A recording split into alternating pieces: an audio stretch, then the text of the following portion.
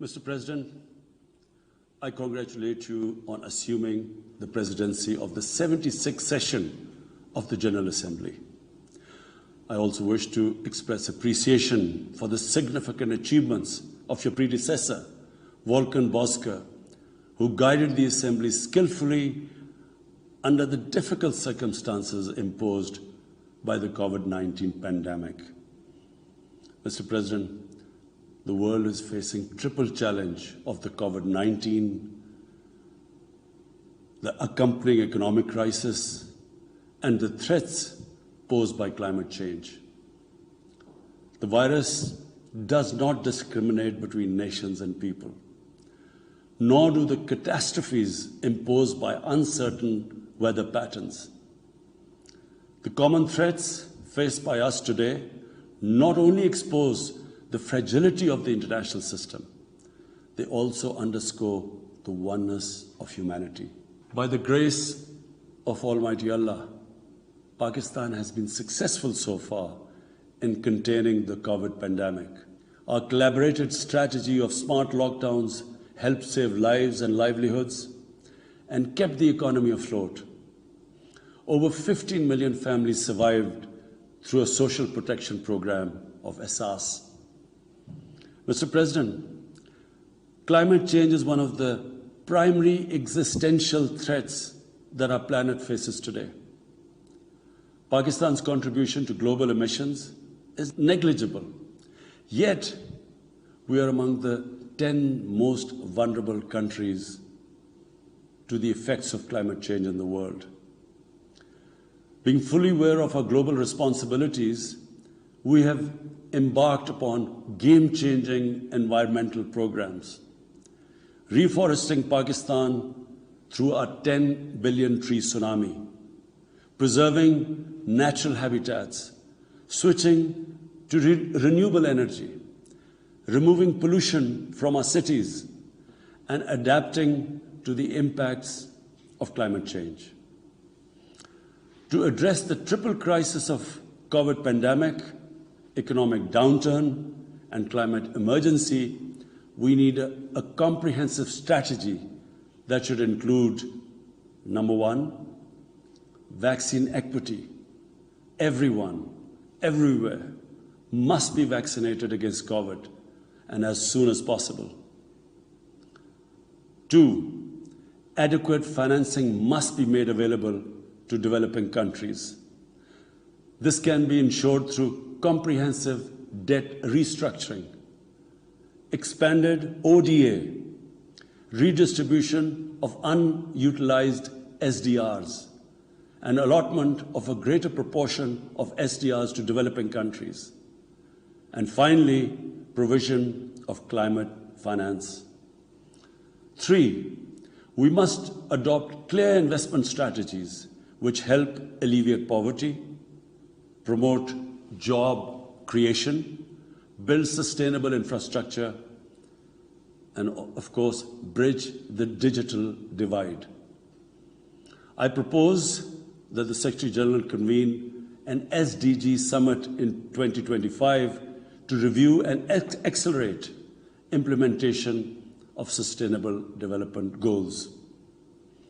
Mr. President, because of the plunder of the developing world by their corrupt ruling elites, the gap between the rich and the poor countries is increasing at an alarming speed. Through this platform, I've been drawing the world's attention towards the scourge of illicit financial flows from developing countries. The Secretary General's high-level panel of financial accountability, transparency, and integrity, called the FACT-I panel, has calculated that a staggering $7 trillion in stolen assets are parked in financial haven destinations. This organized theft and illegal transfer of assets has profound consequences for the developing nations.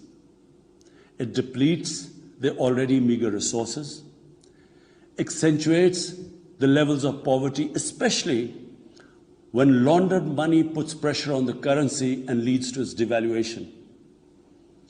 At the current rate, when the FACTI panel estimates that $1 trillion every year is taken out of the developing world, there will be a mass exodus of economic migrants towards the richer nations. What the East India Company did to India, the crooked ruling elites are doing to the developing world, plundering the wealth and transferring it to Western capitals and offshore tax havens. And Mr. President, retrieving the stolen assets from the developed countries is impossible for poor nations. The rich countries have no incentives or compulsion to return this ill-gotten wealth. And this ill-gotten wealth belongs, remember, to the masses of the developing world. I foresee in the not-too-distant future, a time will come when the rich countries will be forced to build walls to keep out economic migrants from these poor countries. I fear a few wealthy islands in the sea of poverty will also turn into a global calamity like climate change. The General Assembly must take steps meaningfully to address this deeply disturbing and morally repugnant situation, naming and shaming the haven destinations and developing a comprehensive legal framework to halt and reverse the illicit financial flows are most critical actions to stop this great economic injustice. And at a minimum, the recommendations of the Secretary General's FACTI panel should be fully implemented. Mr. President, Islamophobia is another pernicious phenomenon that we all need to collectively combat. In the aftermath of the 9/11 terrorist attacks, terrorism has been associated with Islam by some quarters.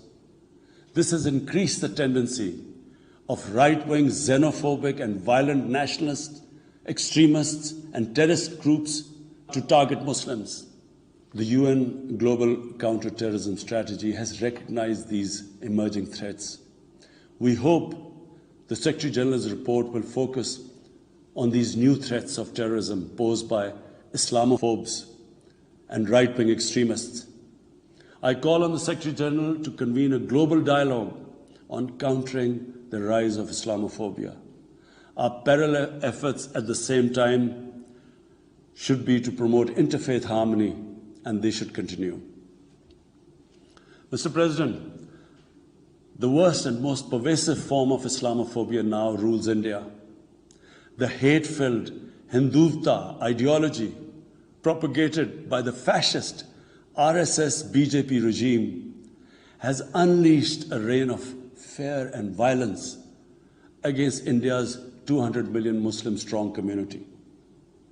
Mob lynching by cow vigilantes, frequent pogroms such as the one in New Delhi last year, discriminatory citizenship laws to purge India of Muslims, and a campaign to destroy mosques across India and obliterate its Muslim heritage and history are all part of this criminal enterprise. New Delhi has also embarked on what it ominously calls the final solution for Jammu and Kashmir dispute. It has undertaken a series of illegal and unilateral measures in occupied Jammu and Kashmir since 5th August 2019. It has unleashed a reign of terror by an occupation force of 900,000. It has jailed senior Kashmiri leadership, imposed a clampdown on media and internet, violently suppressed peaceful protest, abducted 13,000 young Kashmiris and tortured hundreds of them. It has extrajudicially killed hundreds of innocent Kashmiris in fake encounters and imposed collective punishments by destroying entire neighborhoods and villages. We had unveiled a detailed dossier on gross and systematic violations of human rights by the Indian security forces in occupied Jammu and Kashmir. This repression is accompanied by illegal efforts to change the demographic structure of the occupied territory and transform it from a Muslim majority into a Muslim minority. Indian actions violate the resolutions of the United Nations Security Council on Jammu and Kashmir. The resolutions clearly prescribe that the final disposition of the disputed territory should be decided by its people through a free and impartial plebiscite held under the UN auspices. India's action in occupied Jammu and Kashmir also violate international human rights and humanitarian laws, including the Fourth Geneva Convention, and amount to war crimes and crimes against humanity. It is unfortunate, very unfortunate, that the world's approach to violations of human rights lack even-handedness and even are selective. Geopolitical considerations or corporate interests, commercial interests, often compel major powers to overlook the transgressions of their affiliated countries. Such double standards, and the most glaring in case of India, where this RSS-BJP regime is being allowed to get away with human rights abuses with complete immunity.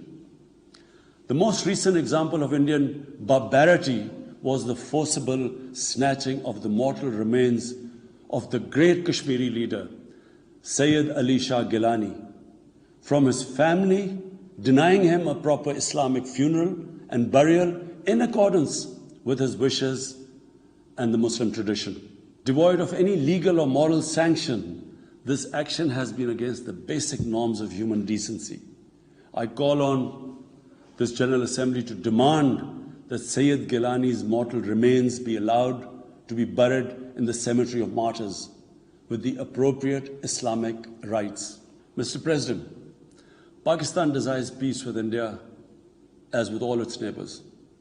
But sustainable peace in South Asia is contingent upon resolution of the Jammu and Kashmir dispute in accordance with the relevant United Nations Security Council resolutions and the wishes of the Kashmiri people. Last February, we reaffirmed the 2003 ceasefire understanding along the line of control. The hope was that it would lead to a rethink of the strategy in Delhi. Sadly, the BJP government has intensified repression in Kashmir and continues to vitiate the environment by these barbaric acts.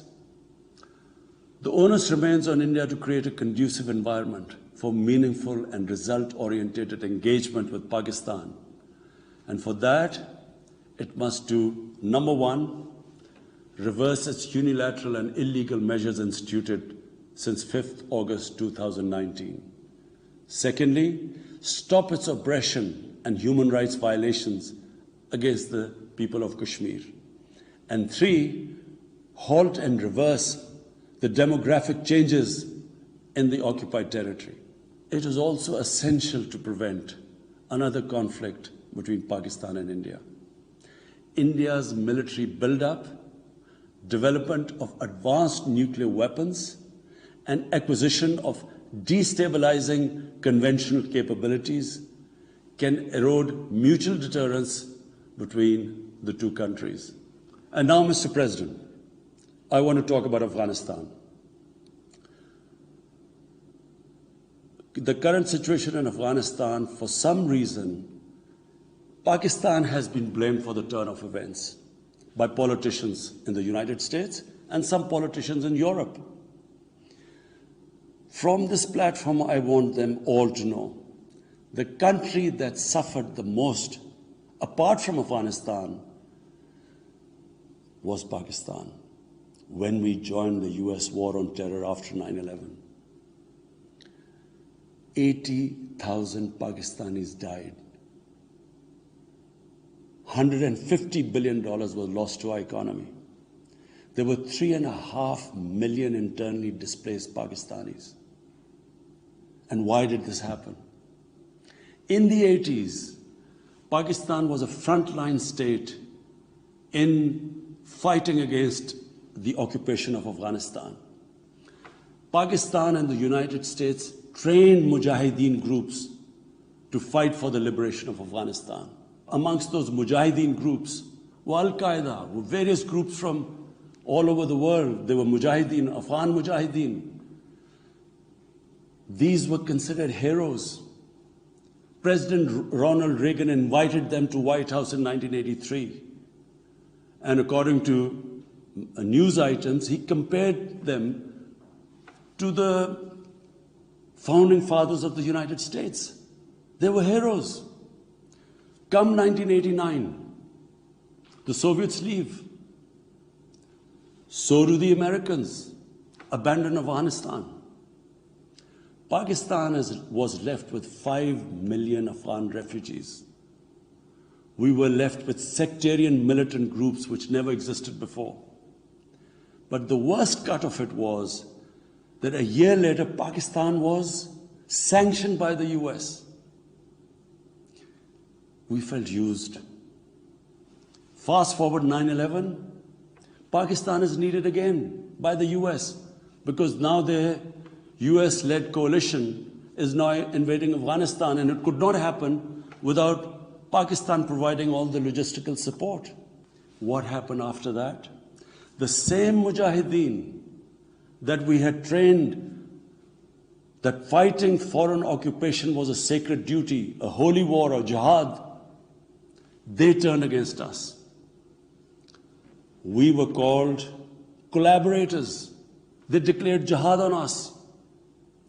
Then all along the tribal belt bordering Afghanistan, the Pakistan semi-autonomous tribal belt, where no Pakistan army had been since our independence, they had strong sympathies with the Taliban, Afghan Taliban, not because of their religious ideology, but because of Pashtun nationalism, which is very strong. Then there were 3 million Afghan refugees still in Pakistan, all Pashtuns, living in camps, 500,000, the biggest camp, 100,000 camps. They all had affinity and sympathies with the Afghan Taliban. So what happened? They too turned against Pakistan. For the first time, we had militant Taliban in Pakistan. And they too attacked Pakistan government. When our army went in the tribal areas for the first time in our history, whenever an army goes into civilian areas, there's collateral damage.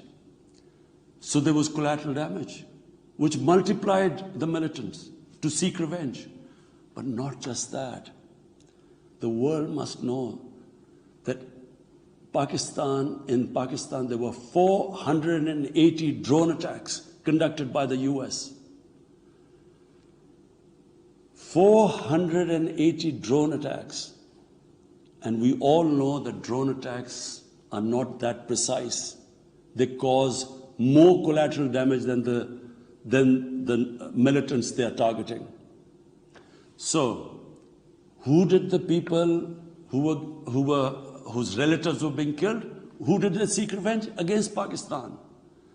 Between 2004 and 2014, there were 50 different militant groups attacking the state of Pakistan. At one point, people like us were worried that will we survive this?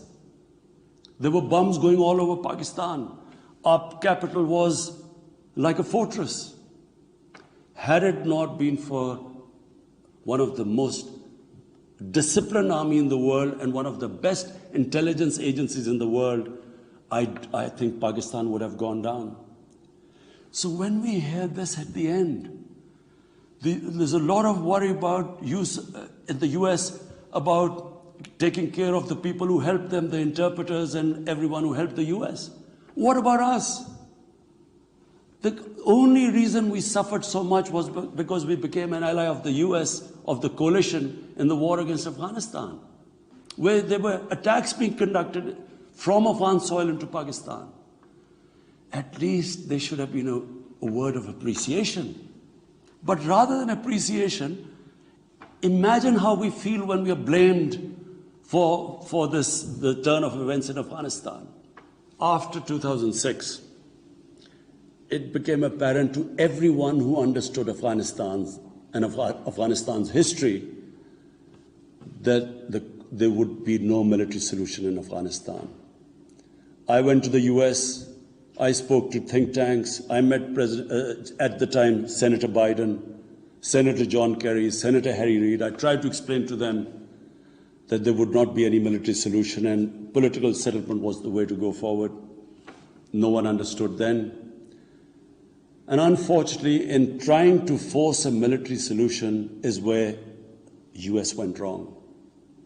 And if today,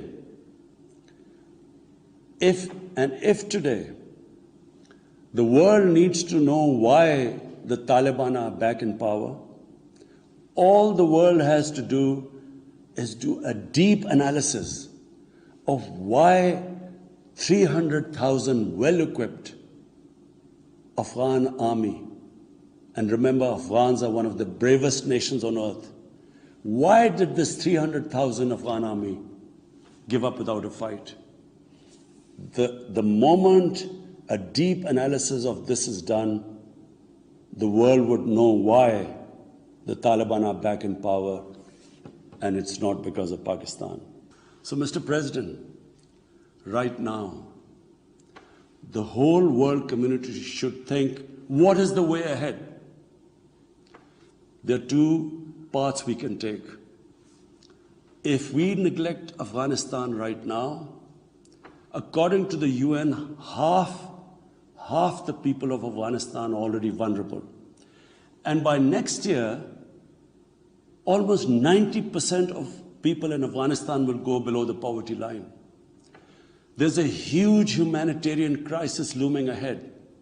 And this will have serious repercussions, not just for the neighbors of Afghanistan, but it will have repercussions everywhere if a destabilized, a chaotic Afghanistan again becomes a safe haven for international terrorists.